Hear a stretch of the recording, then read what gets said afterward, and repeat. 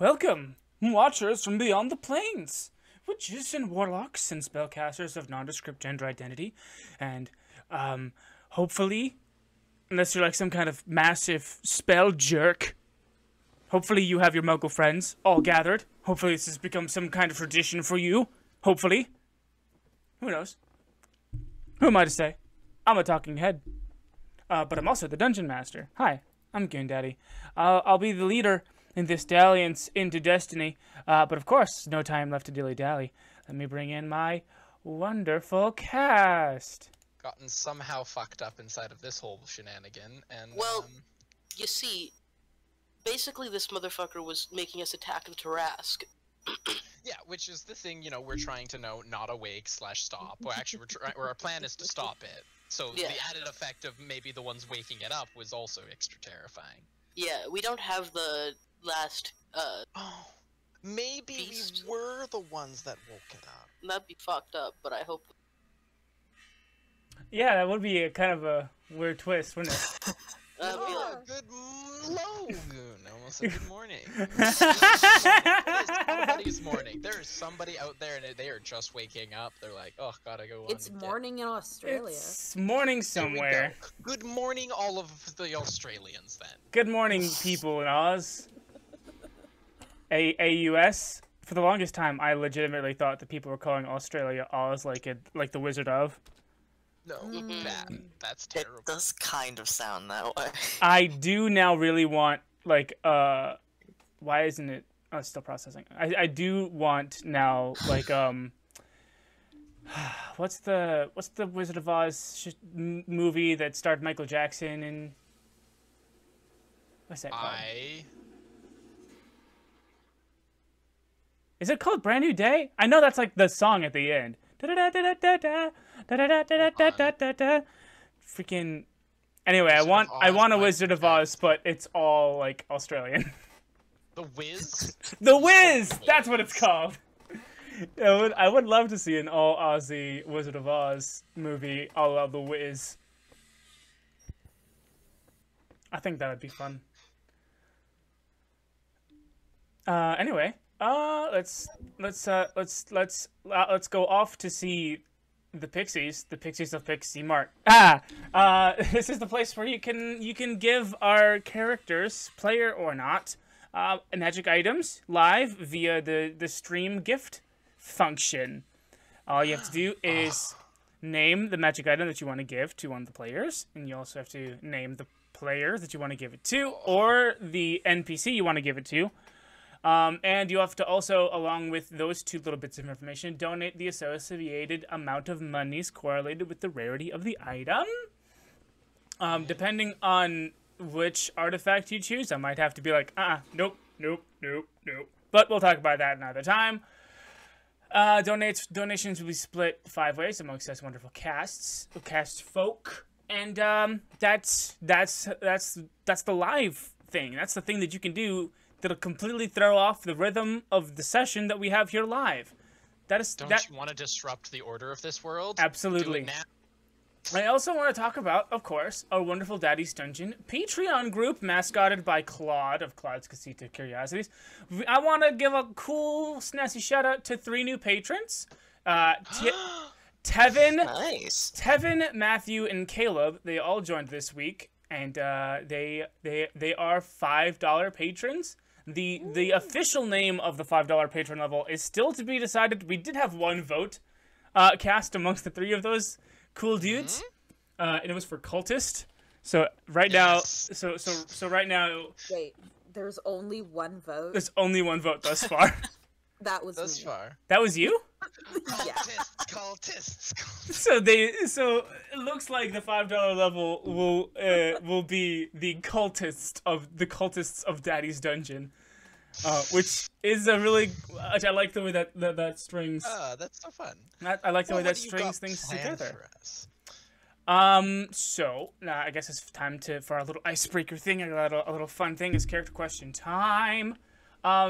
And for today's character question, I would like everyone to, with their own, I want, for this character question time, I want everyone's character to, out of canon, ask Puck a question, which is why I've brought Puck, the picture of Puck, into the studio so early.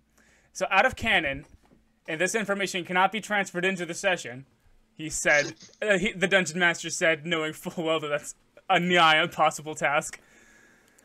Just, I'm fairly good at it. you characters, ask Puck something out of canon.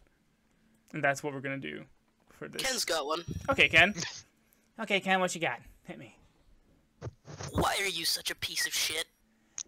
Well, yeah, I'm gonna say it's probably because my parents No, always blame it on Dad. All right, yeah, I see. and how Mom. Yeah. Yeah, well, Also, I'm a ginger. hey, you give gingers a bad name. You don't even have freckles. Next.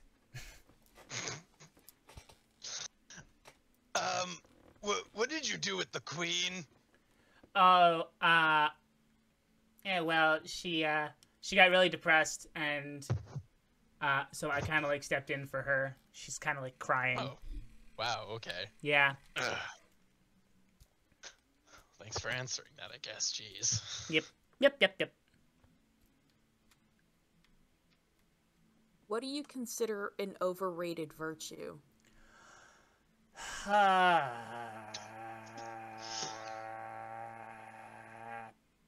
Patience. Patience is an overrated virtue because it leaves people open to just be abused and taken advantage of. So I guess you don't mind we have no patience with you. Whatever. And I guess with that, I guess it's time for me to I was actually going to ask a question that wasn't supposed to be it. Oh, go ahead, Maestro. What is your favorite trick? Oh, my favorite trick is when I use illusions to dupe stupid adventurers into playing fun games with me. I Anyway. thought you'd be a little bit more creative than saying the thing we already know, but okay. Curveball. Last time on Daddy's Dungeon Beastmasters of Paternia, our heroes had a good time partying it up with the fanciful fairy tale focused Sylvain. That's where that pen went. I threw it behind me, and now there it is. Okay, cool. They had a fun time. Skortch hung out with the topless salamander fairies. Blu got to chatting with some of the freaking little gnomes. And they were all more or less forced to partake in fanciful little games for the amusement of Queen Titania, who was later, at the end of the session, revealed to be a little rapscallion by the name of Puck, aka Robin Goodfellow, of, Shakespearean myth, but, like, with a little bit of a twist. And, if I do remember correctly, someone was about to punch him in the face, and we kind of JoJo Bizarre Adventure, like, cut from that. Yes. Someone. Someone. Really not the fist-prone person. Yes. And so, we return to our adventure. The particle effects of the visage of Queen Titania have been slowly dissipating away from this tweenage gender form, revealing this little man. This little man. The sleeping golem still sleeps, but even now, the illusion that was hiding the tarrasque is also falling apart. And slowly, because I have all magical time powers, because I'm the DM, we see Ken's fist slowly careening towards Puck's face. Ken, I mean, do you guys want to do a full initiative, or what's up? Well, I mean, I did roll an 11 to hit, but that's up to you. I'm gonna say yes. Roll for initiative. Ken, I'm just gonna say you initiated it. You get first in initiative regardless. Okay. Is it wrong for Howle to just stand by and watch the train wreck happen in real time? It sounds like a very Howle thing to do, actually. You have fun doing nothing. Trust you to get involved in the action. Yeah. Blue's entertained by this, so he's going to enter initiative, but probably be passive. does this pen not work? Oh God. So I'll get that roll dice. Oh fuck yeah. Well, it depends. I mean, if I end up angering like a lot of people, then we should all probably jump in and maybe get out the fuck Well, out. you don't know Okay. the consequences of your actions until they've already happened. Unless, wait, Jump off. Could someone How about- could someone else keep track of initiative because my pen doesn't work. Sure. Please and thank you. Howle is going to turn to Artosh.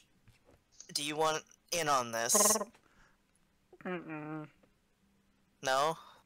He like kind of like sits down. Alright, let's just sit and watch, and Howle sits down with him and starts petting. Okay, so there's David's initiative. Skortch 14.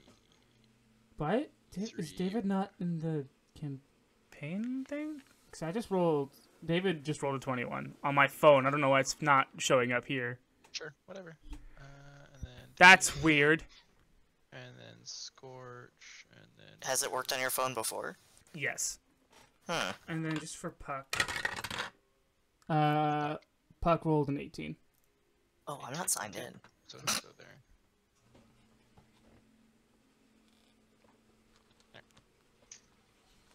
Okay. As you said, Ken's first turn up, then it's Puck, and then it's the rest of us. Okay, so Ken, you already rolled that first hit with the 11, correct? Yep. Okay, that's definitely a miss. Puck like bobs out of the way. But he's not. But he's the left hook's coming in for a 15. 15. That's a near miss. Okay. And then the bonus action knee to the chest. Bonus action knee. Natural 20. Yep, that's a knee to the chest right there, baby. Okay, he gets a knee to the chest He's able to duke and dive for the 13 fist. damage. For 13 you bring your knee into the chest of this little guy, and it suddenly dissolves into a puff of smoke, and you see that Puck is 5 feet behind the thing that you just kicked in the chest. Who's next? Ah!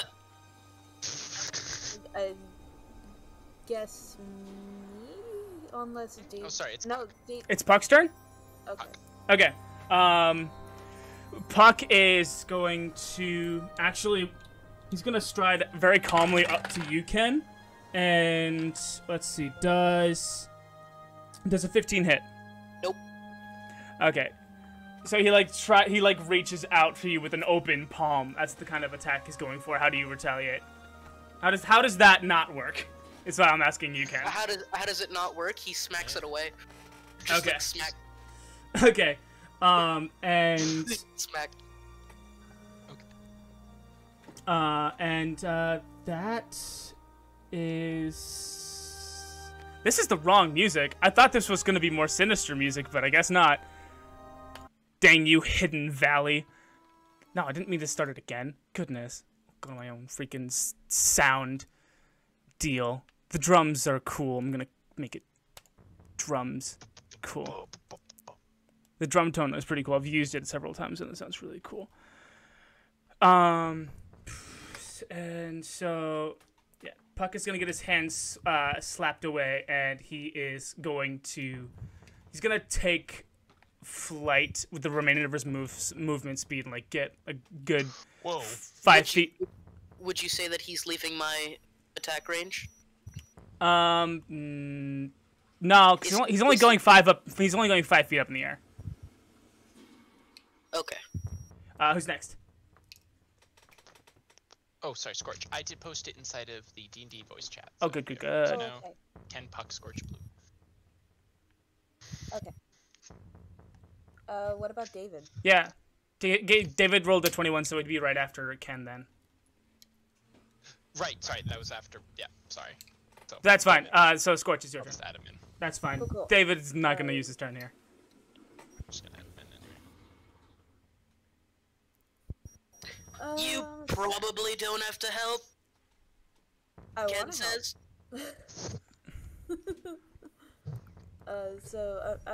I'm gonna test the waters with some Eldritch Blast. Okay, go for it. 18? 18 hits, and you actually hit him like right in one of his little wings, and he starts to slowly get down. Uh, 9 on the first one. 9 and and 18 again. Okay. okay, yeah, the 18 hits. 9 on the second one. On Oh, that 18 on that second attack, a similar thing happens that when Ken hit him in the knee, that the puck that you hit dissolves into a puff of smoke, and he appears exactly 5 feet behind what in your line of sight of like 5 feet behind that doppel puck, as that I'm going to dub them. Okay. Interesting. That will be all. In which case, Blue's turn. Blue's gonna start surveying the area. How does everyone look over here? I mean, a lot of the people are actually, a lot of the fairy tale folk, they seem like rather bemused, actually. This is interesting. You know, these royal dignitaries from another place, they've come in and they had a fun time watching them do these cool, fun little challenges and stuff like that.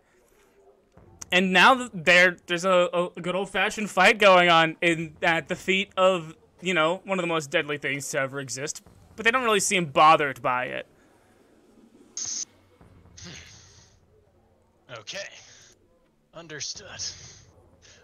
Then Blue is going to cast, what was it called? Yeah. Maximilian's Earthern Grasp at the feet of the, Puck. At the feet of Puck? Okay, go for it. Okay, they just makes a strength saving throw. Strength saving throw. Okay. He rolled a 5.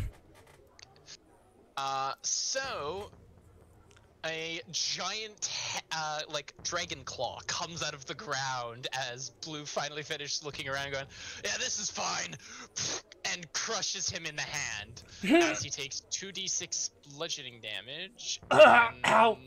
Ow! Yeah. Living up to that spirit you got there. That's attack, so we're good on that. Okay. Man, I wish you guys would just fight me one at a time. 6 damage, and he is restrained. Gotcha. Which means it's Ken's turn then, right?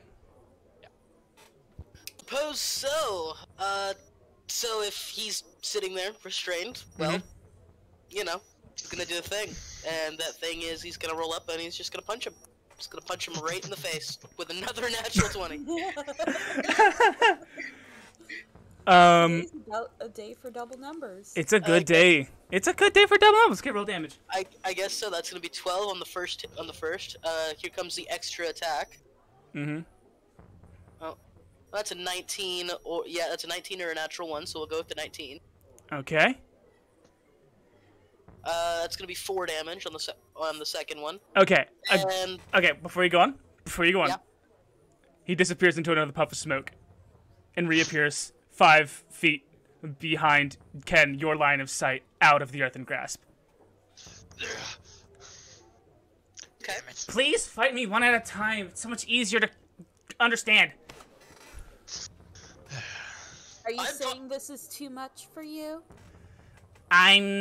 Nope. I'm gonna keep my mouth shut. You know what? Honestly, I'm fine with this. Ken says as he spins around for a roundhouse kick. Do it at disadvantage because the earthen grasp is in between you and him. So that'd just be flat then? Yep. Okay. 12. That's a miss. Okay. It's David's turn. David is going to attempt,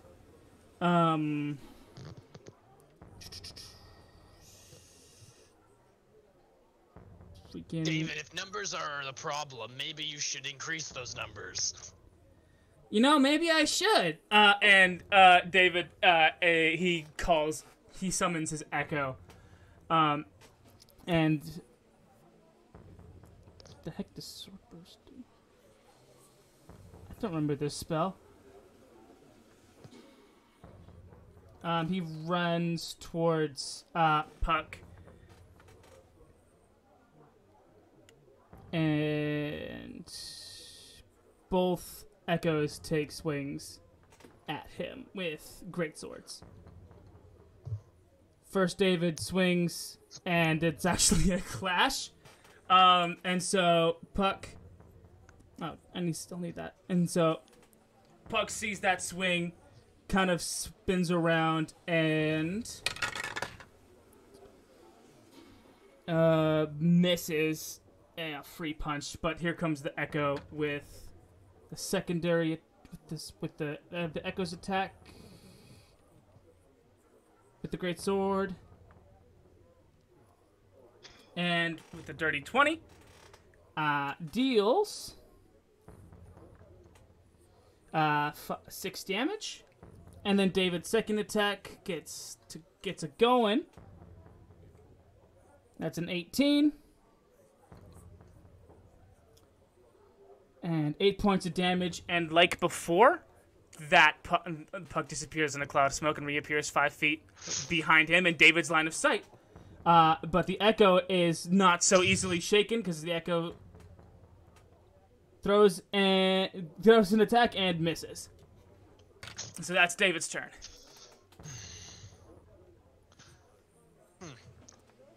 And which means it's Puck's turn. Puck is going to return in kind, and he walks up to David and throws a punch, and this punch is strange. This punch goes clear through David's skull. Not in like a gory Final Fantasy Mortal Kombat kind of way, but in like a mystic arts kind of shimmery kind of way. And the punch, Blue, Howle, Ken, Skortch, you all see it connect the skull and just keep going through the skull, as almost as if Puck's arm has become intangible. Howle, you see Artosh's eyes follow something away from David's body. And David's body collapses to its knees. I'm tempted to make like an insight or a arcana. Go for it. Which one should I do? Let's see. It depends. Are you trying to rely on your own senses or try to glean off of Artosh's senses? Well, I noticed that Artosh is looking at something, but then I want to use my own senses. Okay, so that would be insight. Okay. That would be insight. Use an insight. Oop. Yeah. This was a punch that didn't target the physical body, but the spirit residing within it. Almost as if the punch had to connect and beat the constitution of David. And David's body giving way to the force of gravity is, kind of interesting. You also see, now everyone sees that David's echo is like kind of panicking a little bit and runs over to the thing that Artosh seems to have seen. And next in the initiative is Skortch. I'm going to use Psychic Lance on him. What does Psychic Lance do? You unleash a shimmering lance of psychic power from your forehead. I don't like that part. At a creature that you can see within range. Alternatively, you can utter a creature's name. If the named target is within range, it becomes the spell's target, even if you can't see it. Interesting. The target must make an intelligence saving throw. On a failed save, target takes 7d6 psychic damage and is incapacitated until the start of your next turn. On a successful save, the creature takes half as much damage and isn't incapacitated. Okay, you're gonna hate me, but Puck just rolled a crit on his intelligence saving throw. Okay, well, he still takes 14 damage. You see him reel from that slightly. He's kind of taking it back. And he kind of like locks eyes on you, Skortch. Blue, it's your turn. Unless, Skortch, you had something else you want to do or no? I want to... Where was it? What was it? Oh, no, that's an action.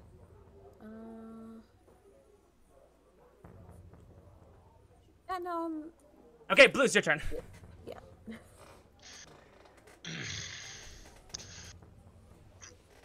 He's extremely mobile.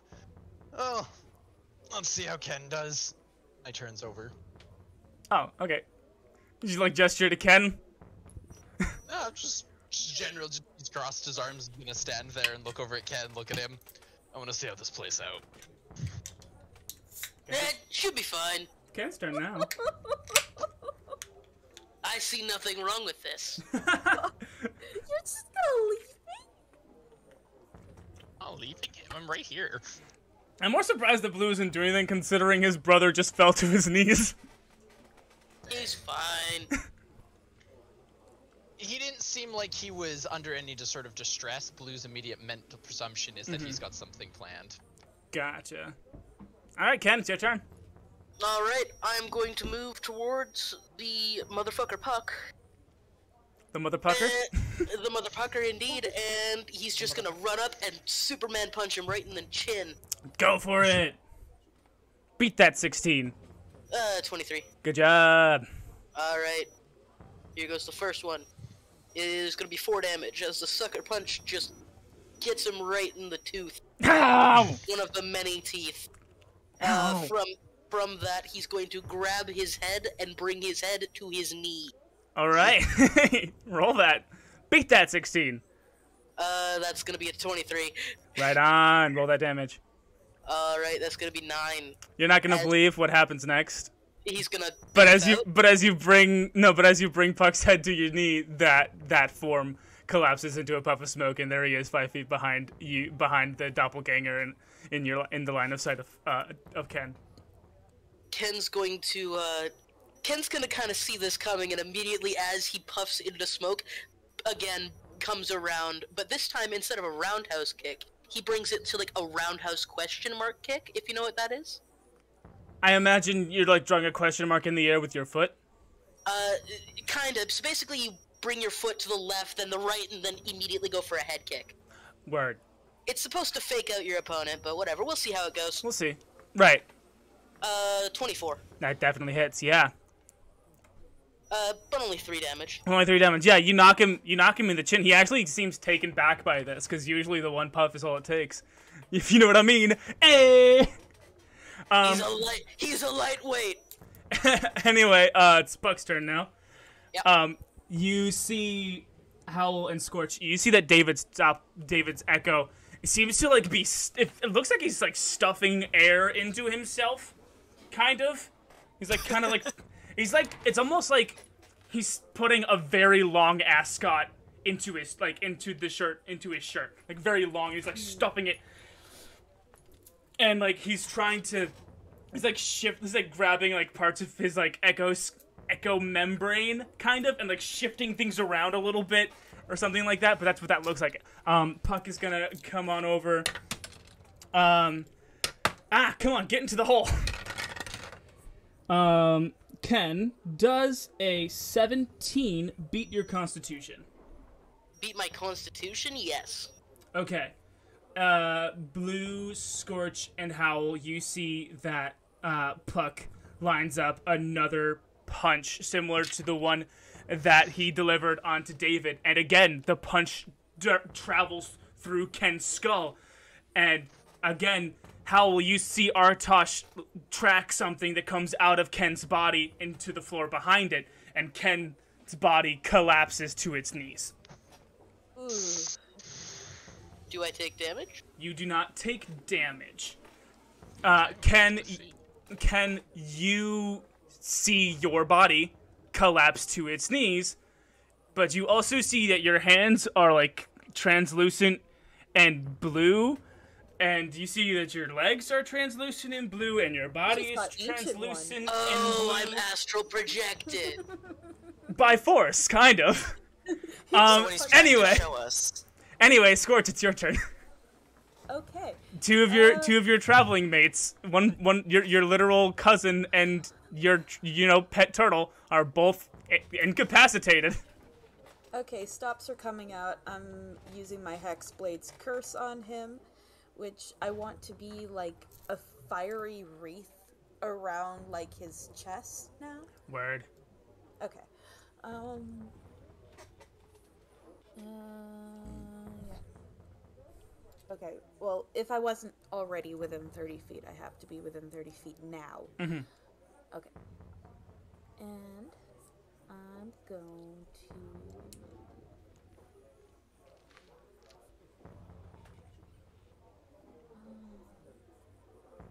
Shadow of Moil. Flame-like shadows wreath your body until the spell ends, causing you to become heavily obscured to others. Ah. The shadows turn dim light within 10 feet of you into darkness, and bright light in the same area to dim light. Until the spell ends, you have resistance to radiant damage. In addition, whenever a creature within 10 feet of you hits you with an attack, the shadows lash out at that creature, dealing 2d8 necrotic damage. Okay, so the venue, all of the base of the Great Conduit Tree, it has been, because it's like nighttime, recently past sunset, has been washed in, fairy light. And so as you cast this, all of the fairies just stop glowing, and all that is falls into darkness. Except for, I assume, a kind of like passive light that Skortch just happens to emit. Yeah. Is that all that the spell does, or? Yes. Word. Okay, Blue, it's your turn. Skortch just turned out the lights. Only within 10 feet of me. Skortch just turned out the lights. So that wasn't a plan of his. I would assume not. And I cast Dispel Magic on Ken. As you remember, if there's a magical effect or something affecting him, it ends 3rd level or lower. If not, I need to make a DC check. During astral projection's like a 9th level spell. So definitely, yeah, go ahead and make that check then. Okay. Gotta roll like a 20. Ooh, no, I just rolled 7. So yeah, no. Yeah. The base is 10. As I just try and I'm like, no, wait, there is something there. Ow, fuck! Damn it. Can't keep doing anything else. Skortch, you better have something up your sleeve, because I'm really starting to run low on things. And that's my turn. Puck hears you, Blue, talking, and he is going to, you're both in darkness, so it would be neutral. Because he has just, he's... Have I been taken out of initiative? Yes. Oh, damn, okay. You are incorporeal. Okay. Unless you have something that does something while you're astrally projecting. I do have a thing that can end being charmed or frightened, but I don't think that applies. That does not. Do Blue. you love him, or are you scared of him? Blue. Does a dirty 20 beat your constitution? My constitution? Oh, yeah. So you don't feel it happen. But you kind of, you don't feel a punch. You feel like a light breeze kind of push you back, which is weird, because light breezes don't usually push back the great big muscly Blue any amount of distance. But then you hear, from in front of you, 2 distinct thuds. The thuds of big knees coming to the ground, and then the thud of a big face coming to the ground. And Blue, you look at yourself, and you are a, like, translucent black. Your whole being is a translucent black. And it is Skortch's turn. Skortch, just let him do it. Skortch, you're surrounded by darkness, and you just heard someone else hit the floor. What's going on? He's gonna do it anyway. Darkness. He needs to beat my constitution first. That doesn't sound difficult for him. He just knocked down our 2 strongest members. You do realize how high my constitution is. Yeah, her constitution is crazy high. We're not talking Okay, about fair, out-of-game but- metagamey feels. We're talking about in-game where Skorch just saw the 2 beefiest people that she knows Yeah, fell to the that's- floor instantly. And Um, I am talking Yeah. in character. I wonder if there's is there something I can make I mean, it would probably be a constitution check to see if how Skorch is scared. No, that's fine. No, it'd be a wisdom saving throw to ward off the fear effect, isn't it? It's Like more of fear a... effect, but if you're gonna put an effect on a player, make it a spell, and if it's not gonna be a spell, then just try to convince the person that's playing the character to be afraid. Like, if Are you Skorch afraid? doesn't want to listen to Howle, then Be it's very, fine. very, very afraid. Anyway, Skorch, it's your turn. What's going on?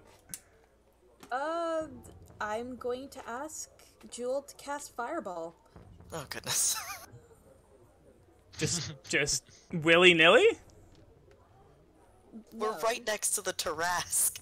And the bodies of 3 of your friends. It's And fine. We're almost full health. I mean, you said Skorch it. is allowed Roll to it. do what You Skorch said it. wants Roll to it. do. No, Suffer the consequences. You said it. Roll it. if you said it, do it. Then I'll cast Wish. I said it, so I did it. So, Oh, 2 God. seconds, because that's an extra d6 because I cast at 4th level. Ah, I see. So that is 39 damage. 39 Unless- damage.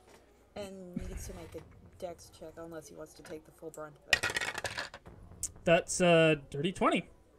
Oh, okay, yeah, so... Is that half damage? Yeah. Yes. Okay, so that is...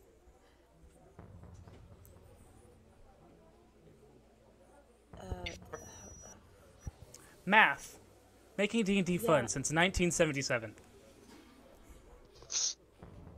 24. Okay. 24? Wait, that's not half. No, not 24. Sorry. Sorry, 18. 18. Okay. Yes, okay. Sorry. Skorch, you raise your arms to the heaven and manifest duel between them, letting out this glorious phoenix insignia, and then a rain of fire comes down upon the battlefield. And you see that great light that is significantly less great because of your previous spell, but you also see that you have created, small little bush, like grass fires, and you see a silhouetted, pointed-eared, winged, tiny horned, tween-sized shadow slowly approach you. You realize your friends' bodies are like right here. That was very dangerous.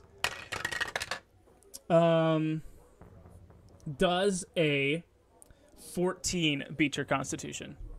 It does not.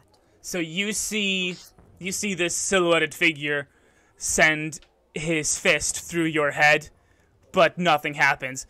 You see that his face goes from confused to shocked to like a wince of pain, and he pulls his hand out of your head, and the astral hand that he has is like he like waves it off, but it was temporarily on astral fire. It's like, oh yeah, right. Phoenix. That's cool. And you see him Howle, you're gonna hate me for this. Oh. I guess not. You see him like try to like pounce onto Artosh, and do the same thing, but he like completely misses. It's dark. He tripped on a root or something, and he's now on all fours. He's like knocked prone in front of you, Skortch and Howle. Wait, he came within 10 feet of you, right? Correct. Okay. Just gonna... Where is it? There it is. Takes 10 damage. Takes 10 damage. 10 damage of what kind? Necrotic. Necrotic damage. Okay. So yeah, he's down on all fours in front of you, Skortch and Howle, after like trying to leap at Artosh. Can you at least leave Artosh here so he can watch over our bodies? No, I need him. Am I staying here? I don't need you. I need him. Interesting. What? You're not Oh, you took all of my friends. I just figured you'd take me too. I mean, I guess, but I don't need you. I need him. Artosh, you want to go with them? It's like an acknowledgement that you said something, but Artosh has no idea what you said. I give Artosh like a soothing pat, and then push him towards Puck. Okay, does a... Crud. Does a 13 beat Artosh's constitution? Like, base constitution is 17, so I'm gonna say no. Oh, dip! Okay, I guess not. So you see him try to, do the astral punch again. Doesn't seem to work. What's the matter? Lose your firepower? It's not firepower. It's just hold on. And he like takes both hands. Figure of speech. He takes like both hands and like reaches into Artosh's mind, and slowly but surely you see Artosh become limp and fall sleepily to the ground. And Blue and Ken and David's Echo. I mean, at least David's Echo definitely has like been walking around this whole time, like confused and like crazed out of his mind, because he soon after he like finished stuffing himself into the Echo form, he saw Ken become translucent and Blue become translucent. So he's like David's Echo has definitely come up to both of you two, and you guys see Puck pull Howle out of Artosh. Like a white translucent Howle out of Artosh. Can we speak or do anything while we're in? You can. Well, I mean, you can try. Well, that's why I'm gonna like try to move. You see that David's Echo can see you, and you look over at Ken, and Ken, you see translucent Blue look over at you, so it's clear that Blue, Ken, and David's Echo can all see each other. And now you all see a translucent Howle be pulled out of Artosh. Well, that's kind of weird. Yep. Wait, I'm gonna try to... Can I speak to Foltis? Yeah. Foltis, can you release yourself from my body and, like, do your whole big unicorn thing? Because I'm pretty sure he's trying to take you as well. You're gonna think this is weird, but I'm not in your body. Where are you? I'm right here. Here is. I'm here on your shoulders, dum-dum. Well, I was asking you where he was. Ah, but yes. Yeah, but Foltis' spirit is on your spiritual shoulders.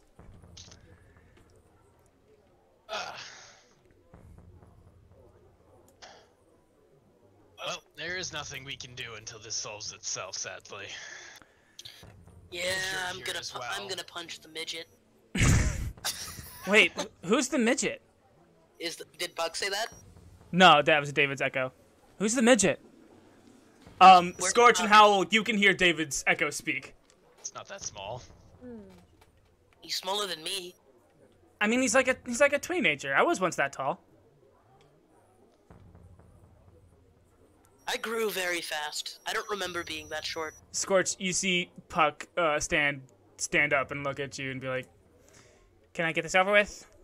Do I have to, like, are you gonna come willingly or what's up?" Hens, what are you trying to do? I'm trying to awaken you guys. But, like, also there's some stuff I want to show you from the past and streams, whatever. Just go with him, Skortch. I'll be here. I can't believe we're so willing to trust this guy. I am not willing to trust this man. I know, everyone that got immediately knocked out are those people that are unwillingly trusting this guy. I mean, to be fair, you are also the ones that fought him. Is that an insight or intelligence? I was rolling intelligence. That's a 9. Yeah. Does it pass? I don't know what the nature of this intelligence check was for. This is just a flat intelligence. It's not flavored anyway. It was for me. To see how like, smart Skortch is? To see You know how smart Skortch is! You're Skortch! Yes, but I was like, do I want to continue fighting? Or Do you? Do you? I mean, this is basically like flipping a coin. Yeah, Kinda. that was, Cause like, okay. yeah, that was basically just like an intelligence-flavored luck check. Ah, I see. And what was what? So what's the outcome? We're all here at the edge of our seat. I don't think That's you made an continue outcome. fight. Oh, there you go! Wait, what are you doing? I'm continuing to fight. I am. Wait, bro, can you roll it with advantage because Howle is trying to convince you? Why are you rolling the luck-based thing with advantage? You all fuck. I'm muting myself. Oh my god. If you're gonna use a luck check, at least use Howle's trying to convince you as maybe a sign that you should just do what he's fucking telling No, you. I'm unmuting it! The angry one, prone to not do what people tell them to do, is going to go, I'm gonna roll a luck check in my brain and be like, maybe I should listen to the man that is knocking all of my friends in bed. I'm not asking her to listen to him, I'm asking her to listen to Howle. Equally as reasonable. I've turned the party against themselves. I'm casting mage armor. I am now harder to hit, and I'm using maddening hex, so he just takes 3 psychic damage. Ow. Ow. Okay. Skortch, please. No. Is that your I turn? failed. Why? Yes. That's your turn? That was my turn. Yes. Okay.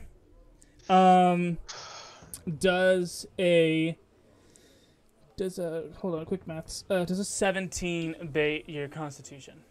No, it does not. Again, 2 hands this time into your head. Again, he pulls out 2 flaming astral hands like, please, come. Howle is permanently face Talking, palming. and you expect me to stop? Do you want Eldritch blast at his face. Okay. Oh. First one doesn't hit. That's not a hit, no. Second one hits. He sees the first one, and he dodges out of the way, and the second one hits him, and he disappears into a puff of smoke and reappears 5 feet behind him. And I haven't been adding the extra 3 from my hex, so that's 16 damage. Okay. He's only just now appearing to be tired from this whole thing. Maybe it's exasperation, maybe it's actual physical exertion, but this is starting to wear on him. You ready to talk yet? What do you want to know? Because, like, at this point, I'm kind of done. I kind of want to show you cool things that could help you on your quest. I'm going to awaken some pretty cool crap in you guys. This character has had a complete 180 from last session. Whatever. Are you coming or not? Okay. All right, cool, fine, great, I dropped whatever that was. awesome, cool. So this time, Puck reaches both of his hands into your mind, and you let him take you. Yeah, I guess if it helps. Yeah, I'm not happy about it. It's kind of slow and a little painful, like pulling off a Band-Aid.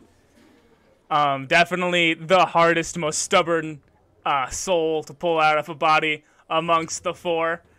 But Skortch, you see yourself as a red translucent spirit surrounded by a white translucent spirit that looks like your brother, but your brother's body is still inhabited by something keeping it alive.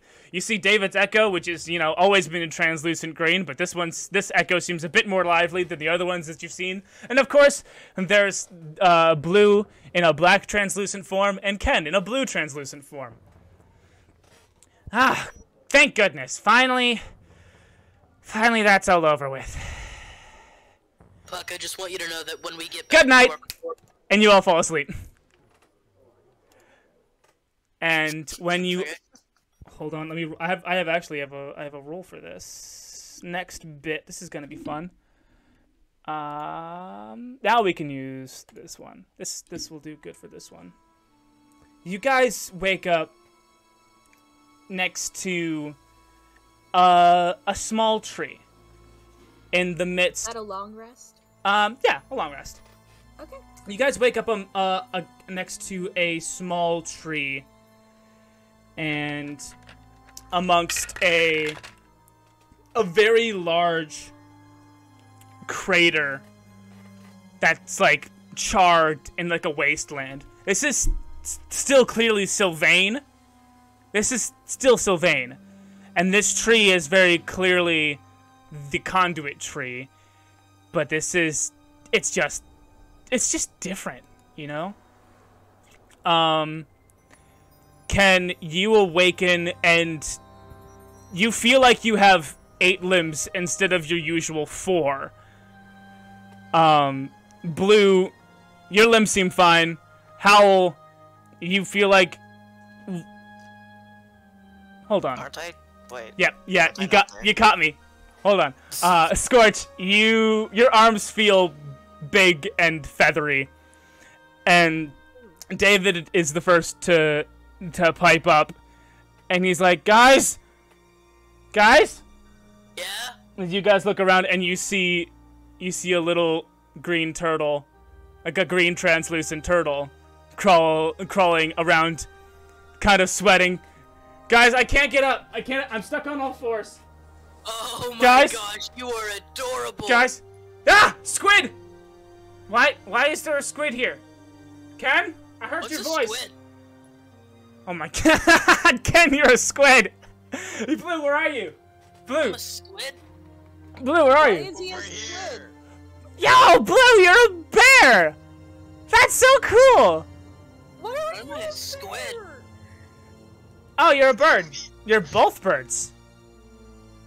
You're both birds. Oh, that doesn't seem like a surprise, and you being a turtle isn't, but why is he a bear and why is he a squid? Are you kidding me? I turned into a bear earlier. I can do this. I don't know why I'm in it now. Squid. I am confused as to why I'm a squid. It's at that point that you guys hear, playful little feet, like the pitter patter of playful little feet coming, from a distance, and it's a much younger Puck, like 2 years old, and he's coming to you guys. Hey guys! Hey friends! I want to be flying out of reach of his arms. Come back! I got something for you. I'm going to kick the child. What? With what feet? Yeah. With 8 of them. With 8 feet. With 10 of them. You're No. a squid. No, Joel, come here. Come here. I got something for you. And he pulls out a stick. Eat this. I got something for you, you little shit. Why am I eating a stick? Eat it. You do it all the time. Eat it. Okay. And you eat this. Well, it's not really eating. He just kind of holds the stick up to you, and you're a phoenix, and so it burns up, and it feels good. It feels like you have eaten something, and it feels really nice, all nice in your all nice in your soul and whatnot. Okay. Gale, and you see the other bird, the little white bird, that is Howle, but not quite. I mean, Grem, if you want to play this version of yourself, you can. It's like Howle, but it's Artosh. It's the Howle that was in Artosh, yes. Yeah. It's the other time. It's the past timeline Howle, basically. Do a birdie head tilt. Race me like we did yesterday. We had so much fun. Race me. And he gets down in like a sprinting position. First one around the tree wins. Okay. On your mark. Get set. Go. And he starts to do like a very bouncy, bounding little toddler run around the tree. Puck, where have you run off to? And from over the side of the crater flies a very large man. Well, a very large fairy. He's got like dark skin, and he has golden tats. No tats. No, they're you guys recognize them as, the drowish markings. Daddy. That way, and I point in the other direction. Daddy. I'm racing Gale. Oh my. You're giving the wind a run for its money.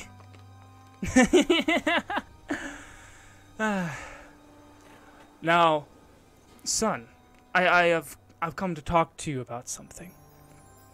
You know that little experiment that I've been working on? Yeah. I need you to hold on to it for a little bit, because I'm going to be going away for a while. Yeah? So, hold on to this. And a small black stone is passed from this big fairy to the little fairy boy's hand. I'll keep hold of it. What is it? It's not important. Just keep it safe, and one day I'll call for it. And will you be a good boy and bring it to me? Yeah. Oh, I learned a new trick. Where are you? And you see the little toddler Puck. He toddles over to you, Ken, in your squid form. Aqua, squirt in my mouth. I want to show Daddy what you showed me yesterday. I am not gonna do that. Come on. I'm not gonna do that. Come on, I want to show Daddy what I can do, just like you can. Please? Nope. I'm not gonna squirt in a child's mouth. That's weird. He's giving you big, sad toddler eyes. I don't care. Blue proceeds to pick up Pen and just squeeze him between his paws. Yeah. And so, little toddler Puck gets a big mouthful of water, and he toddles back over to his dad and says, "And Daddy, watch!" And he squirts it out like a little squirt gun. Oh wow! Not only do I feel violated, I feel wrong. Actually, that was the worst thing ever. Do you know where Snappy is? Oh yeah, it's right there. And little toddler Puck grabs David. Yeah, Snappy is right here. And you see this big fairy man put something into Awatu's mouth. Or, David's mouth. And David's like, Oh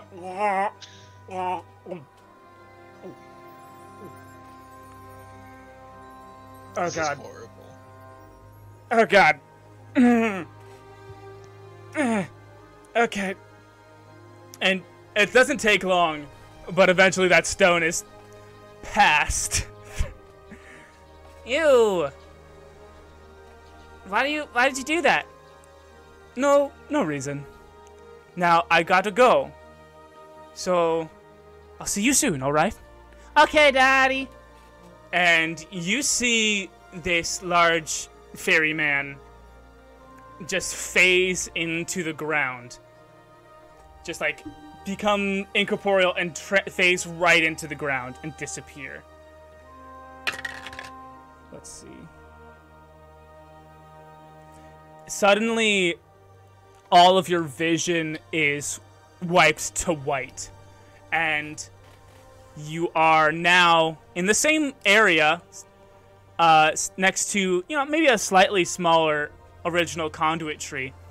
But you now see true Queen Titania and that same large fairy man standing on either side of the tree. And Queen Titania, she reaches down and picks up the little Blue, the little bear, and says, "For you, I would like to create some fun little creatures. Can you help me do that?" He nods his head. And so in one hand she's holding you, she's kind of like a bear cub kind of deal, and in the other hand you see a small bear-shaped seed appear in her hand.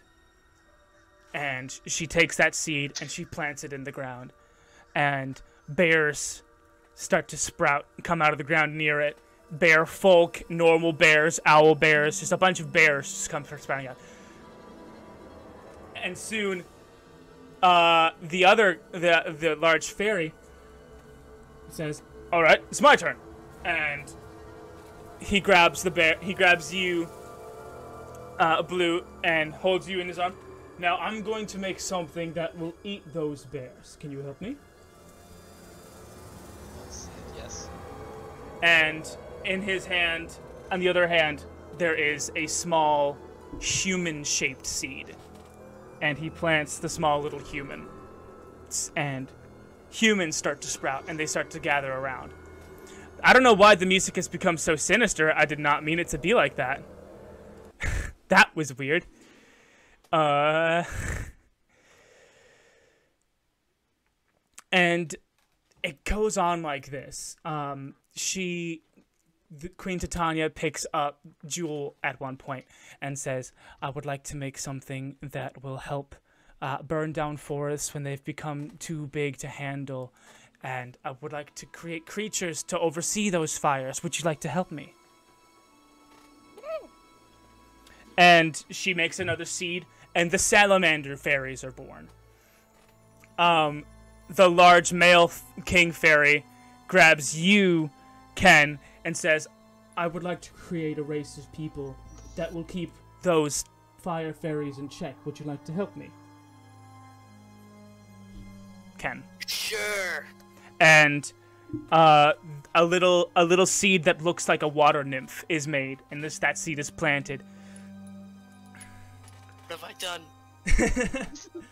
Eventually, this kind of creation back and forth escalates to the point where, at one point, this large male fairy has all five of these little proto-elemental beasts in his hands, and he says, "I'm going to create something that will bring creation to its knees. Oh no. Can you help me?"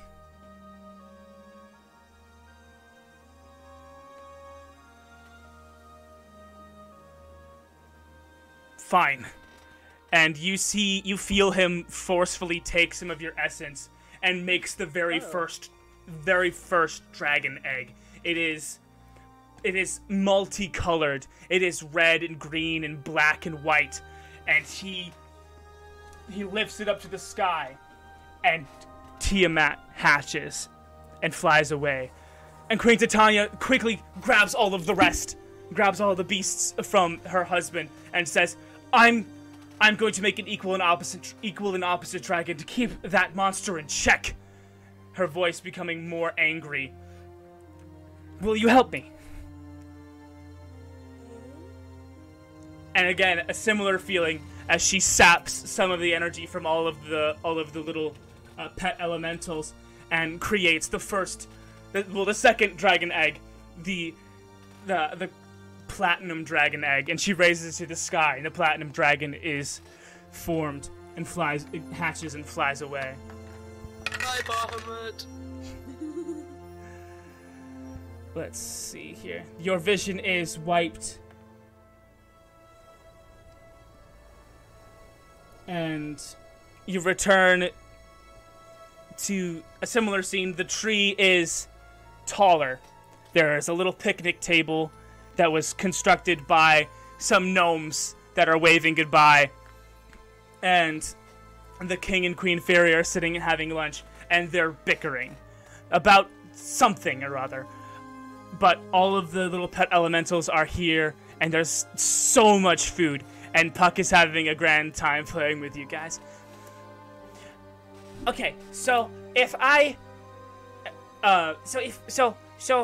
what walks on 4 legs in the morning? What walks on 2 legs at noon? And 3 legs in the evening? Does no one know? 2 legs in the morning, 3 legs at noon, 4 legs in the evening? No. 4 legs in the morning. 2 legs at noon, 3 legs in the afternoon. That doesn't make any sense. It's man, like humans. I start off as little babies, and then they get up and they walk on 2 legs, and then they... That's over the course of years. 3 legs, yeah. Yeah, but like it's a metaphor. Mom, Dad, I made something. It's a metaphor. I made it. I just invented that. Good job, sweetie. And then they go back to bickering. They've been fighting a lot. I don't know what's... That's sad. I don't know what's going on with them. They don't... Maybe they haven't eaten enough. Yeah! Yeah. Go. And he like rips off like a very, very big turkey leg, and he gives it to you, Jewel, Skortch, and gives another turkey leg to Gale, Howle. Go on. And he like sits there with his hands like on his knees and his eyes big, and watches. Okay, I guess I go up to Oberon and give him food. Now that you're closer, you hear their conversation, and Oberon is complaining about the various evils that humanity has done, and Titania counters with the various evils that the water nymphs have done, and Oberon counters back with the evils that that predators do, and how it's natural, and it's a back and forth debate on what is morality in nature. And What about the evils that you made? Oberon looks down That's at the you. voice for that question. Oberon looks down at you and says, I only make what needs to be made to keep things in balance. Balance? Oh, I see. Okay, yes, balance, right. Yes, I see. Okay, yeah, I'm done. I'm done. I'm done. I need some space. And Queen Titania flies away. That didn't sound like the right answer. Maybe I should have given her the turkey leg. Oberon slumps over, and he's like thinking out loud. He's already forgotten that you two are in his presence, but he's like, I wish I could just restart on this world. Make it better than before. And everyone's vision fades to white. And you guys see Titania looking around nervously. The conduit tree is bigger now. But bigger still than before. And she's looking around, and she's yelling for Puck. And Puck is there. Everyone all of the elementals can see Puck. And Puck is, yes, there. But he's hiding himself from his mother. He's older now. He's like 7 or 8 in like human terms. And he's got this bitter, resentful look on his face. And his mother keeps yelling. And finally, his mother trips over Snappy, otherwise known as Watu, David. And she picks up that little turtle and starts to stroke him. And as Titania strokes the turtle, you see her worry melt away. You see, you know, some age that stress naturally puts on a person. It just starts to melt away. And you see and you start to witness the tree grow in a super lapse. You see the very first solstice celebration.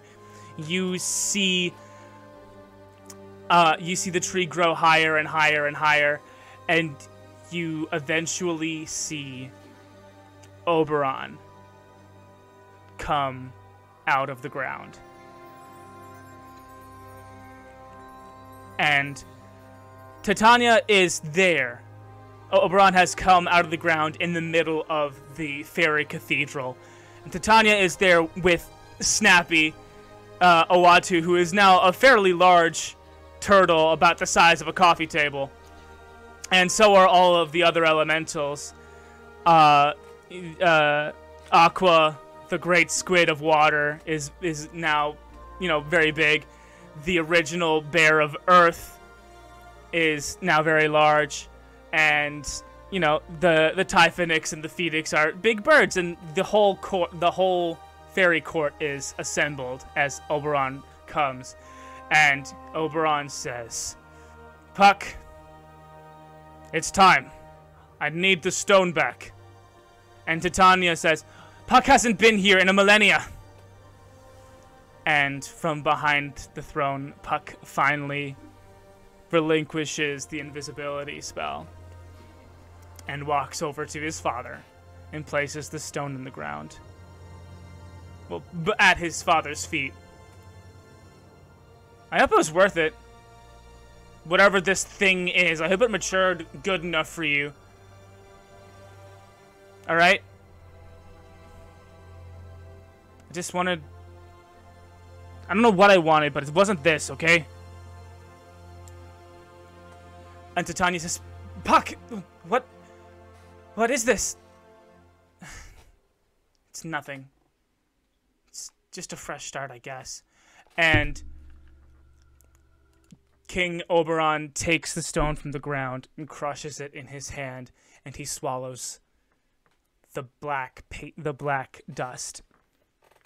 And you see his skin become darker, and you see his eyes become larger, and you see his body contort and metamorphosize bigger and bigger. His jaws become longer, his teeth become sharper, his forearms grow greater, and his legs become greater. Great big spines are up from his back, and his fairy wings fall to the ground on either side.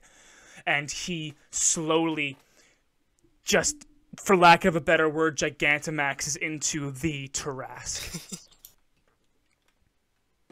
Holy shit.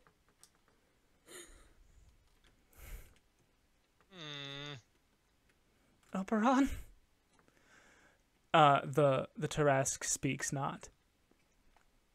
Is there anything you guys want to do? You're present for this. Is Ken still a squid? Yes, but you're a giant squid now. Oh, okay.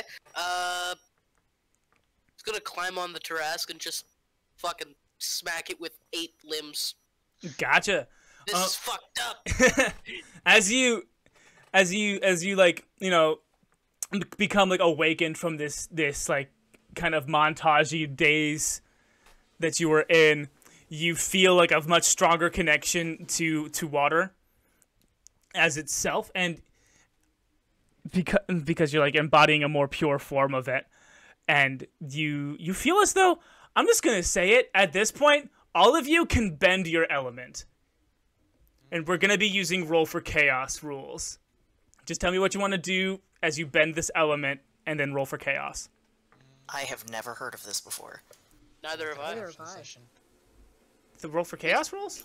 Yes. Oh, powered. No, sorry. It's powered by the apocalypse rules. Oh, powered by the apocalypse. That's what I meant. I misspoke. I'm sorry. So let that. So let that. So let that be in your mind. Ken, you go ahead and you climb, slap it with your tentacles.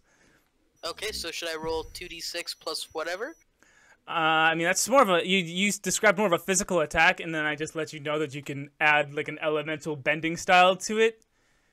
You're attacking a tarrasque, come on. Okay, well, Correct. he's not really gonna use any...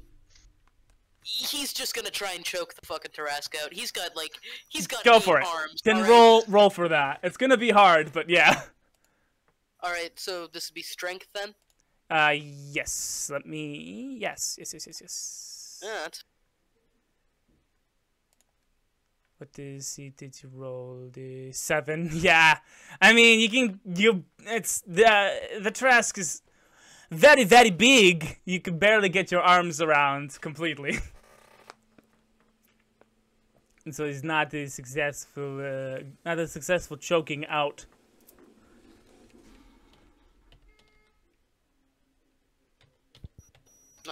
I guess, I don't know. Jump off of the tarrasque and just... I don't know what to do about this. This sucks. What are we... He's just big and dumb. Well, the problem hasn't changed at all, Ken. Eventually, when we go back, we'll still have to face it off. Well, yeah. In truth, knowing what I know now does not change anything. We'll still kill it. Yeah. Yeah, we will. Need more help. I want to try again, though. Go for it. I'll try to scratch out his eyes next.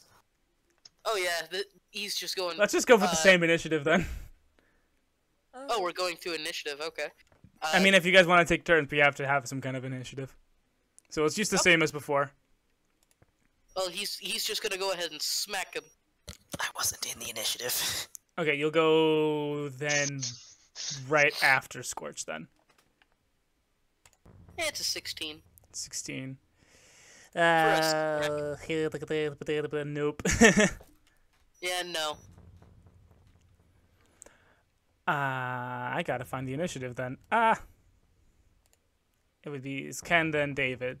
So David, as Snappy, kind of like slowly raises his arms and legs and like, I've been overfed. This is great. This body's just fan-freaking-tastic. And, but you see the turtle Owatsu's eyes glow, and stasis is cast for the very first time in history. And you see the chains of stasis wrap around the tarrasque, but then are slowly snapped away, having no effect on the tarrasque.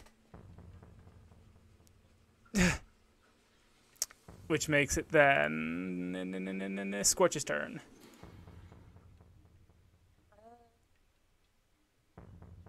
I guess I'll use Fireball on it. Go for it. It's a deck save on you. It's a deck save, that's right. I hate having to flip back and forth. The decks. Okay, it's 16 for the tarrasque. Oh yeah, that saves. Okay. He kind of swallows the fireball. Okay,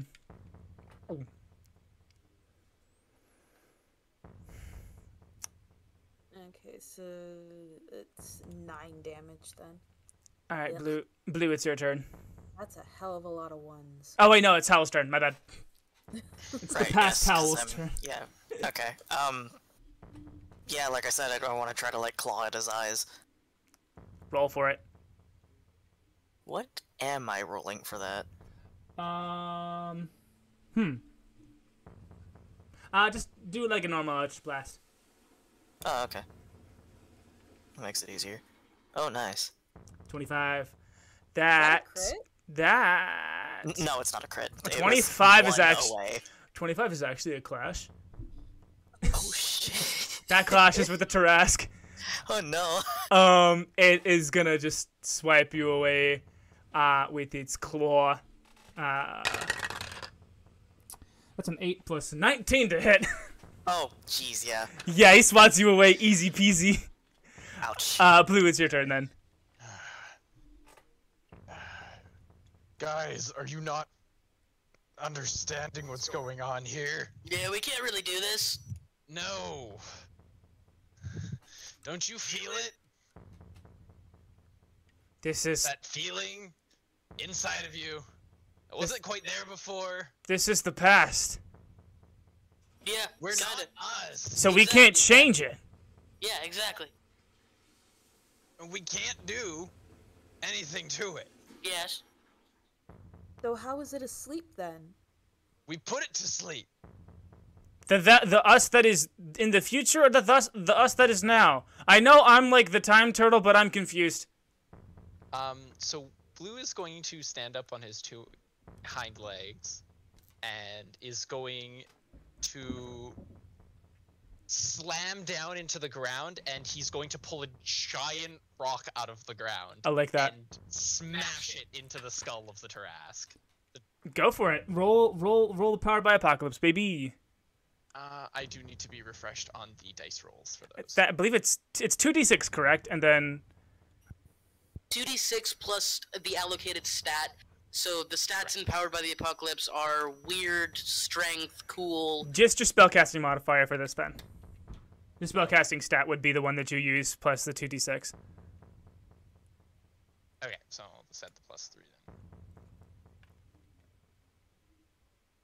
So 12. 12. That's good, right? Yeah. Yes. Yeah, Yeah. that is the max That's roll. pretty much a perfect So yeah, roll, you 'cause-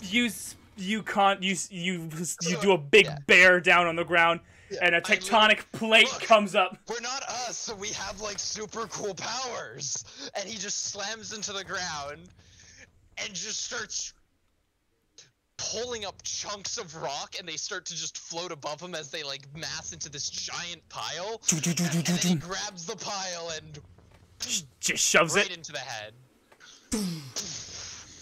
You do that, and Queen Titania stands and takes Puck by the hand and says, I'm so sorry for everything that has happened. Let me make this right. Okay? Elementals. I would like for you to help me create something that will help us stave off the end of what me and my husband have created. Will you help me? Of course. Yeah, fine, I guess, if everybody else is cool with it. As long as you keep feeding me good. That wasn't me. That was the turtle that is now. And she raises her hands to on high, and a glowing orb comes out, and you all feel your elemental pure bodies get sucked into the orb. And Ken's last words as he does this. You know, they do make some pretty damn good gyoza. you get sucked into this grand orb, and suddenly you are all seeing out of the same set of two eyes, and you are all grasping with the same set of two hands, and you all feel the earth through the same set of 2 feet as you start in a crouched position here in the Cathedral of the Fairies, and then stand to your full height, bringing the roof up around it, and you reach and stretch out, and you see that you are this enormous, rocky, viney, watery, air-breathing thing with fire in your eyes and just power coming out of every ounce of your being. You are feeling what it is to be the Titan for the very first time. Megazord moment. It is like downing 50 Monster Energy drinks, shooting heroin, and then getting high. Huh. Yeah, we're dead now. No, Anyway, We had it's a dead now. okay. And And you guys raise your one enormous foot, and you bring it down onto the tarrasque, and your vision fades to white one last time. And you all awake in a dark room, but it's strange. You feel as though you're encompassed by a strange, thick liquid that encapsulates you. I'm gonna say, Ken, you're the first one to wake up in this kind of pod of blue goop. I see. We've been Immediate instinct is punch the side of the pod if I'm waking up and like it. Okay, you say pod. Can I see out? Yes, but What's it's just dark. Yeah, punch pod. Yeah, it's as easy to punch out of as it is to punch an apple. Okay. And you punch a hole into the side of this membrane, and you start to rip your way out, and you come out as nude as the day you were born or hatched. That's fine. Blue, you are now awoken in a similar pod of black, like gray goop. Can I breathe? Yes, but you do hear, everyone is now hearing David's overreaction to this.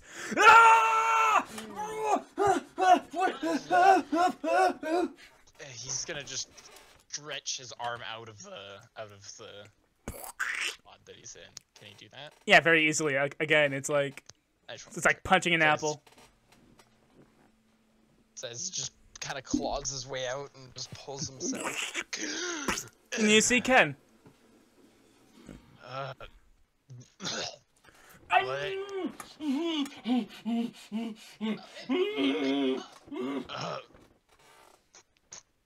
Next to your pod, you see a similar pod than yours and presumably Ken's, but it's like a green this thick fluid instead. Thick fluid. Fluid. I like a thick fluid. Thick fluid, yeah. David, do you need some help? Huh? Is that, and he kind of pokes at the membrane and sees that it stretches and kind of pokes his finger all the way out and just ew. Come on. Ew. Where are my clothes? Where are your clothes? Ah.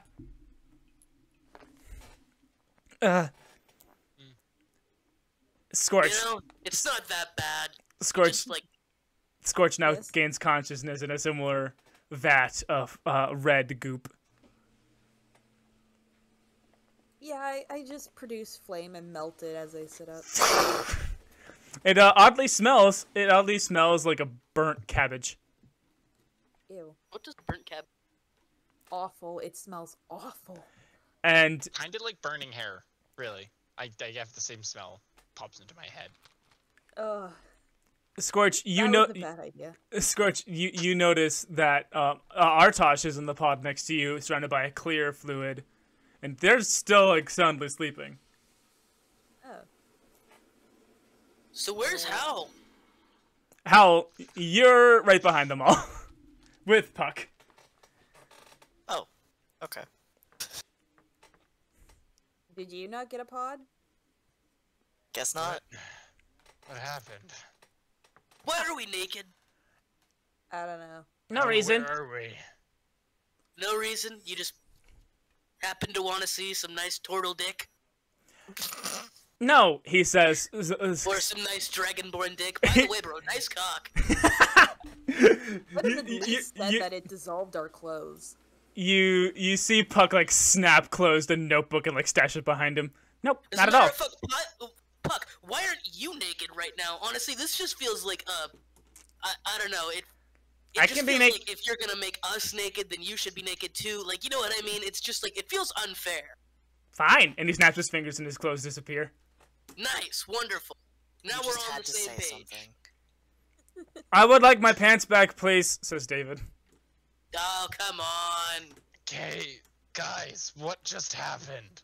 I awokened your powers. Like a more primal form of your powers. Okay. Oh. And we had to be naked for this? It's just better contact. Why are you surface so focused area. on us being naked? Yeah, that's kind of weird, Ken. Why you? Can I have my pants back, please? Not the first time everyone's seen me naked. Actually, it is. No, it isn't.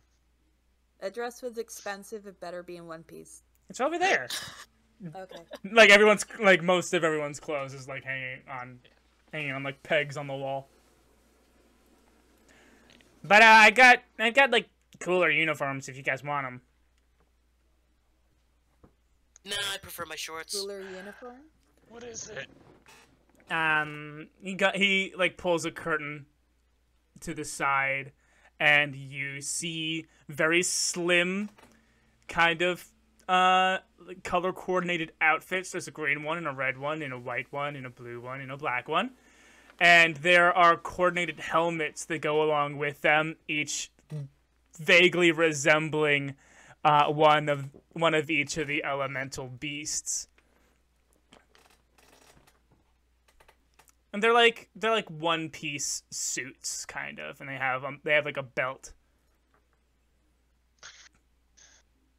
Yeah, I could get used to wearing this. This is cool. I want the blue one. But I want the blue one.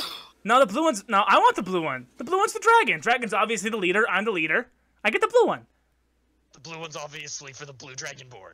No. Really? I don't feel like that's how that works, but you guys do whatever you want. And Ken just like puts on his shorts. I go to grab the red suit. Yeah, freaking suit up. You straight up look like a Power Ranger. It's a straight up Power Ranger uniform. It's red. It's got like a phoenix insignia on the chest, and the helmet is like, phoenix. It's got like a phoenix feel to it. It's got like the beak and like 2 or 3 plumage, like feathers of plumage sticking off the back of it. Okay. And I grab the blue suit and I give it to Ken. You better take this Hey! before they take it from you. Fine, I guess I'll wear the green one. Green's my next favorite color, after all. Yeah, that's all right. And Ken, like, is there like a mask or like a helmet or something? Yeah, there's like a straight up Power Ranger helmet, and it's got like blue. It's got like Long Shen inspired detailing on it. Ken wants to just take off like the upper half of it, and then just put it on. I'm confused by what that means. The upper half of the helmet, I want to take it apart and put on the upper half of the helmet. You don't. Like. So you're cutting this motorcycle helmet in half, basically. Yes. With my hands. Why? Why not, man? It's a fantasy game. I guess, but like also why? That seems unsafe. Well, we fight dragons. What if we get into a car crash? You show me a car. Okay, a beast crash? A beast crash? What's Ken doing riding on a beast? He's ridden Long Shen. Yeah. And David suits up, and he's got the shield of Awatu on his back, along with his various axes, like leather, like buckled onto his legs, and his longsword on his back, and the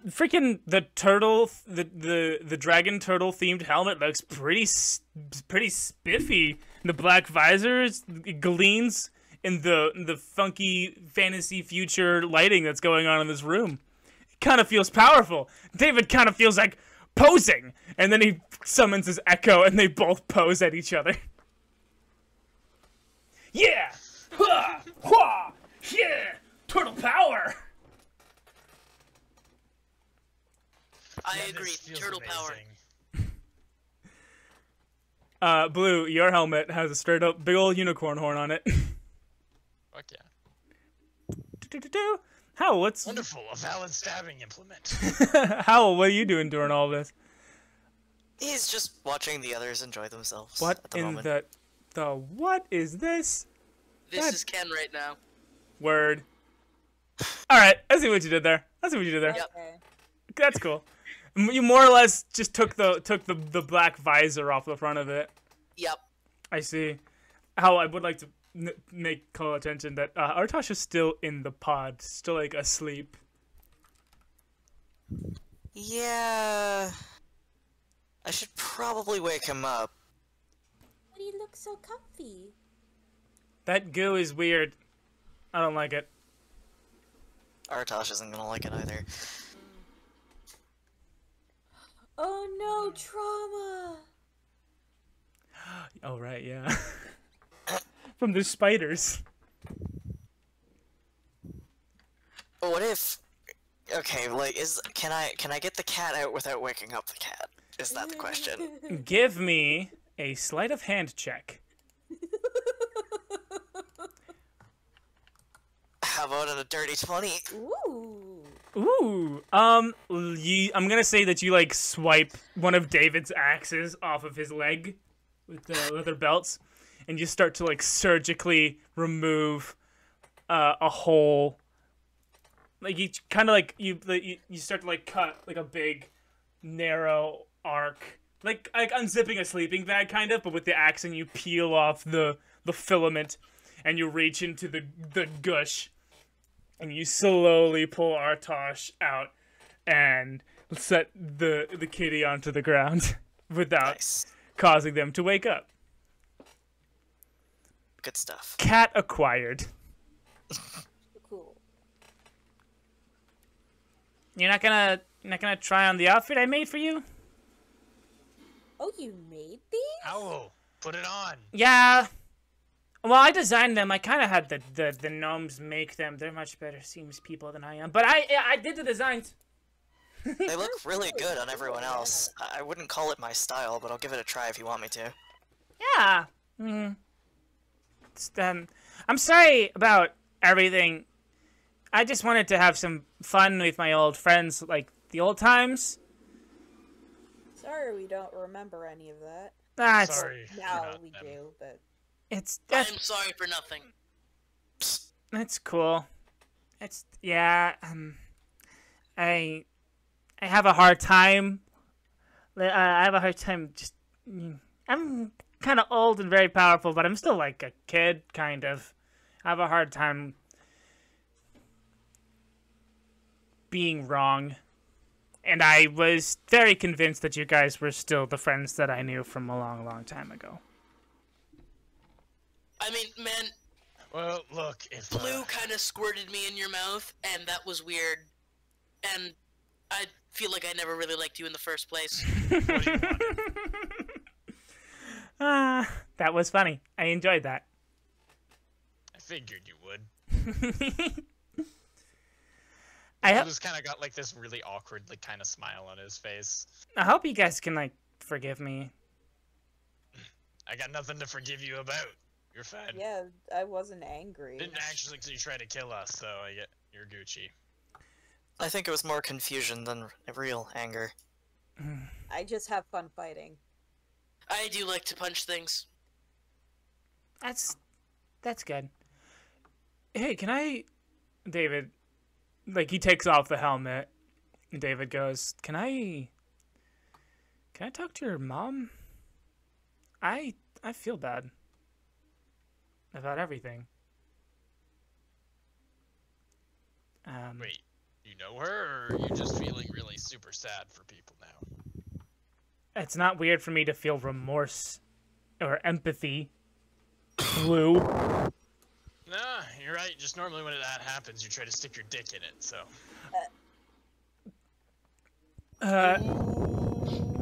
I'm just kidding, David. Be happy, jeez. I'm sorry. Fuck. It's been a very stressful day, and we've had a lot going on. We discovered the tarrasque is like 10 feet outside of the front door of this place. Oh yeah, Dad is bound to wake up any day now. Fine, just go and enjoy yourself. I'm gonna go make sure everything's ready for that. It'll be fine. Yeah, I can take you to Mom, and anyone else who wants to come. Yeah, I think we should all go see her. I'm not. Actively... Oh yeah. I'm not feeling too confident myself. If it's bound to wake up any day, I'm not sure that I'm ready. Well, Howle, do you want to come do some practice with me while these two go talk to a sad, old, lonely lady? It's not about practice. You all have your beasts, and I don't. You don't have your beast, but you still got that cool power. Yeah, we went on this journey knowing we'd need them all.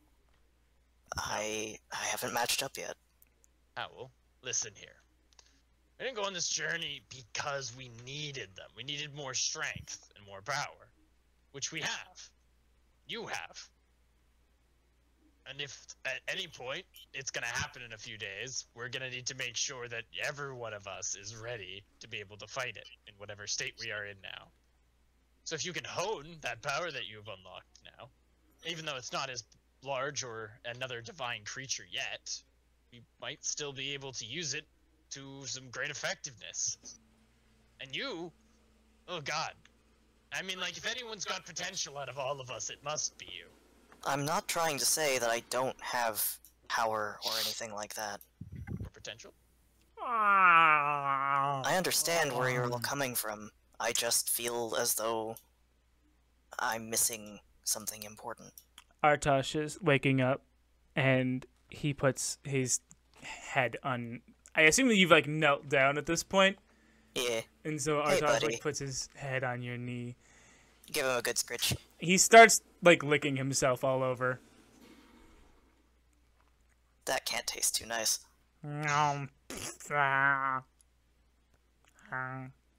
Artosh sneezes, and an enormous gust of wind comes out of his face. Oh, okay then.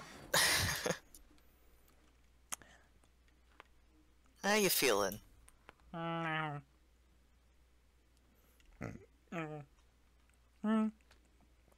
Puck goes, okay, yeah, so anyone who's coming to come see the queen, just follow me. Everyone else, stairs are that way.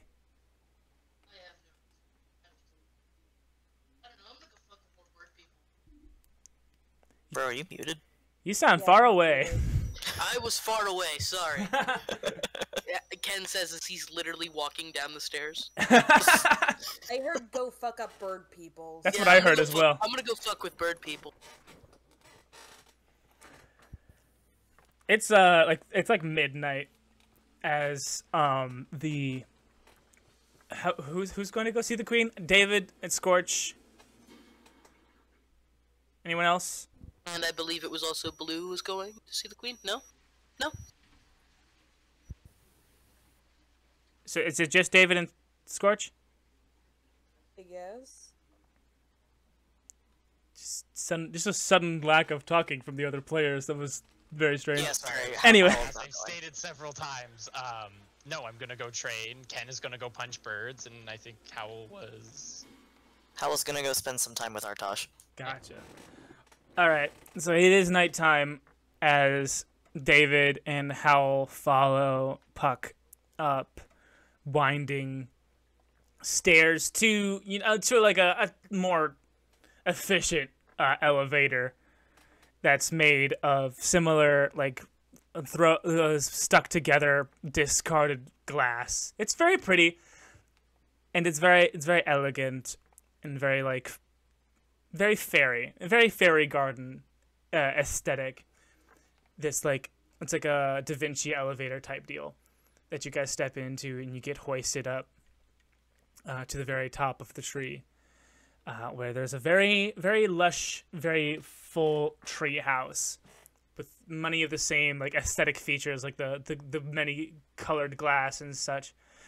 And inside you find, it's a royal estate. It's got, like, it's just extra. This is the fairy queen's house. This is where she lives, and the decor is just very extra.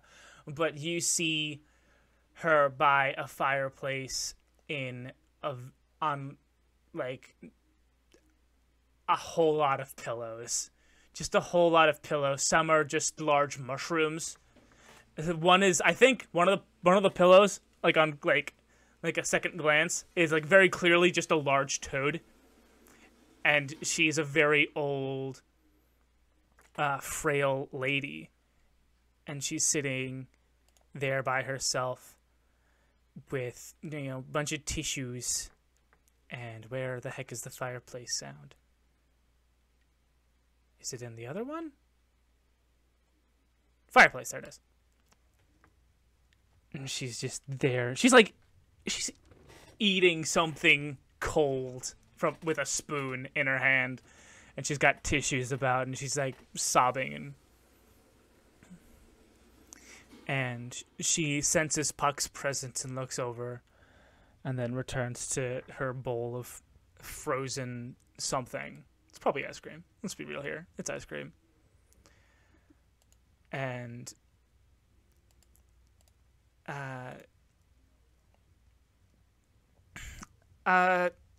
hey, it's David. Well, I remember some more stuff now. I remember my time as Snappy now, and I'm sorry that I had to go. And she stops eating. She blows her nose and tosses the hanky into a pile. And you see that despite the best efforts of a few swarms of tiny fairy guard, the pile just keeps growing.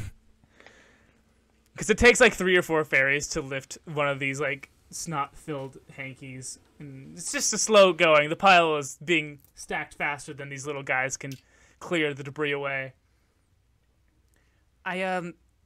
Your son, Puck, he showed us the past, and he helped us awaken some stuff, and I would like to try, if you would, if you'd like. She doesn't respond. She's just kind of sad. It's quite honestly pathetic. It's if you've ever seen someone who's just lost zeal and is just truly sad. Anyway, David walks over and takes a knee, and takes the queen's hand. And let's see, that's plus my 1 in charisma, that's a 9. You see a slight green shimmer wash over the queen's entire body, and the effect doesn't, it's not the same as the effect that you saw in the Vision of the Past, but it's a start. Some of the varicose veins disappear, and her skin becomes a little more taut and youthful. And you visibly see a lot of stress wash off of the queen. And she lets out this big, deep sigh. And she finally says, Snappy, you're back. But I'm afraid this isn't a welcome back. This is another goodbye, isn't it? Yeah, kind of. As I understand it, your husband's gonna wake up again, and we have to do it all over again. But I'll be back. I'll visit. Now that I know that you need Skortch. Yeah. Bail me out, please. I don't know what to say. Puck was a hit at the party. Oh, yes, you should have seen it. I played you very well, and I wasn't over the top like you said. I don't believe you.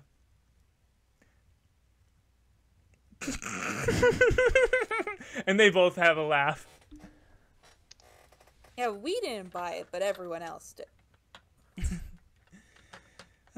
How many years in a row has it been that I've had you do that?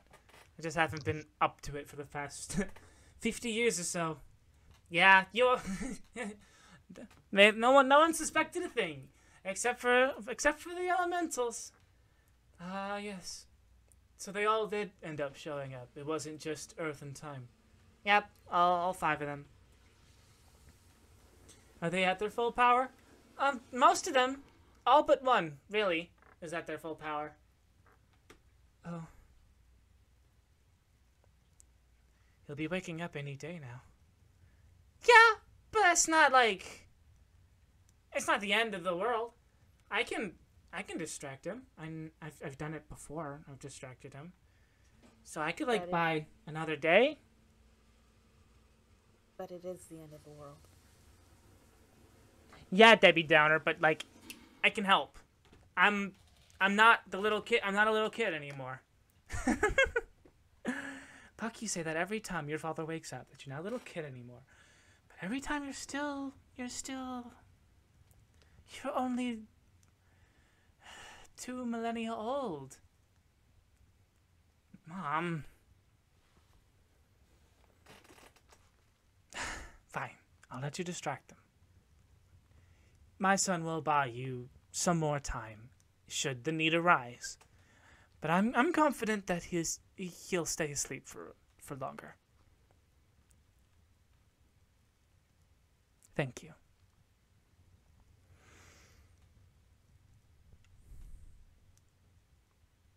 I don't think you quite understand why we're here.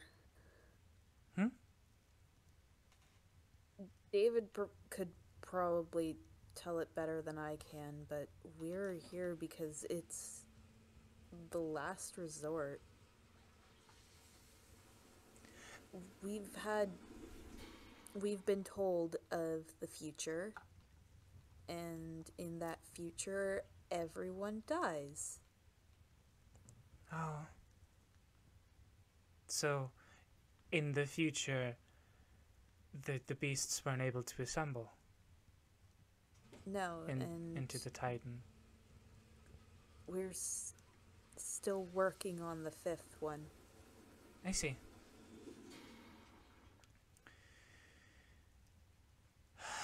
I suppose that I'll have to do something. I'll have to do something. What can I do? I'll help him. Yes, I'll help Puck, and I'll keep him. I'll keep him here until you're ready. I can do that for a while. I'm not so frail as I look.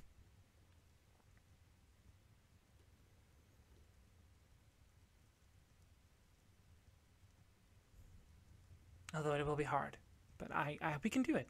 Me and my son. Me and my little Puck. But it is with a heavy heart that it is only the elemental beast that can stop him and make the cycle new again. I have yet to find a way to stop it completely, as I had hoped, but we'll see. Is there nothing that you know of that could keep it down permanently? I am creation, and my husband was destruction, and we worked together in a dysfunctional harmony, and he eventually got tired of, quite frankly, my shit. And he thought that we needed to start over. I disagreed. And so this was his way of saying, I'm going to remake the world anew. And But we were shown what happened. he did this because he was angry. He created things to destroy because he was angry. And I don't understand why. It's my fault. It was my immaturity. It's you. Do you have a sibling? You two are siblings? I would often throw a little bit of a fit whenever he created something specifically designed to destroy something that I had made. It always felt like he was undermining me, undermining my authority. And I now understand that it's not that. It was just his job to create things that destroy what I create so that he can create things destroy. It's just consumption. It happens, and there's nary a thing that we can do. And my immaturity brought about some resentment and hatred, and eventually he condensed it, honed it, consumed it, and became the tarrasque, became consumption. And now this is the world that exists. So the manifestation of his hatred was that orb? I don't know what you're talking about. The orb that my son gave to him and then he swallowed. Yes, I assume. I was distracted. He has the most beautiful eyes, my husband. And I hadn't seen them in such a long time. I was distracted. Is there a way that we could neutralize the effects of that orb?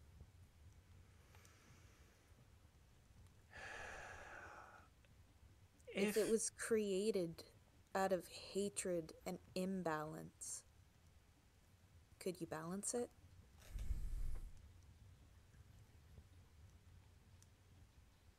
That is something I have pondered, but I'm not sure I have the power or the will to make something like that anymore. What about with the power of the 5 beasts? Maybe. But I will need all 5 and all at their most powerful. And that's where we're going to end tonight's session of Daddy's Dungeon Beastmasters of Paternia. I have been your Dungeon Master, the Goon, the Daddy, the Turtle, the talking, quite frankly, way too much this session, and for that I apologize. Playing our fiery Phoenix Red Ranger Skortch has been the Window Goblin. Sad boy hours. Sad boy hours indeed. Playing our easy breezy beautiful cat tamer Howle has been Grem the Gritch Gremlin. Yeah. Playing Black Ranger Blu Moon has been Jyden the android. With a dead headset. Oh no. And playing Blue Ranger with a half helm is Ken, aka SmokeyDBlaze. Yeah, what's up? This is the outro, dude. No, I know. Okay, word.